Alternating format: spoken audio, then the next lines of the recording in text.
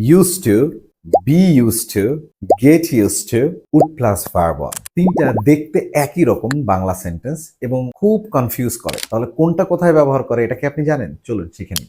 used to অতীতের অভ্যাস, used to plus ভার্বের প্রেজেন্ট ফর্ম ব্যবহার করে আমরা এটা করি, যেটা অতীতে করতাম কিন্তু এখন আর করি না। যেরকম I used to get up early in the morning, আমি সকালে তাড়াতাড়ি ঘুম থেকে উঠতাম, তার মানে এখন আর উঠি না।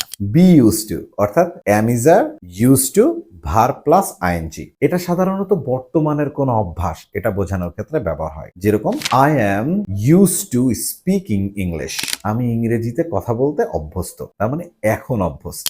গেট ইউজড টু, কোনো কিছুর সাথে আমরা ধীরে ধীরে অভ্যস্ত হচ্ছি, সেই ক্ষেত্রে আমরা সাবজেক্ট গেট টেন্স অনুসারে বসাইতে পারি used to verb plus ING. যেরকম I am getting used to speaking English, আমি ধীরে ধীরে ইংলিশে কথা বলতে অভ্যস্ত হচ্ছি। উড প্লাস ভার্ব, অতীতের কোন একটা অভ্যাস যেটা রিপিটেড ওয়ার্ড কিন্তু অভ্যাস ছিল না, আপনি মাঝে মাঝে করতেন এবং সেটা স্টোরি স্টাইলে হয়। যেরকম when I was school going student I would play outside every day, যখন আমি স্কুলের স্টুডেন্ট ছিলাম তখন আমি বাইরে মাঝে মাঝে খেলতে যেতাম। Hope you have understood.